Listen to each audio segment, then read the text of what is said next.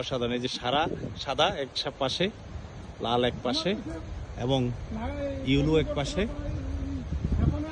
সব কালারের নাম তো আসলে বলতে পারছি না। এটা আরেকটা কালার। এই যে অসাধারণ অসাধারণ অসাধারণ দৃশ্য। নাগোয়া জাতীয় উদ্যান, জাপান। টিউলিপ বাগান আপনারা দেখছেন।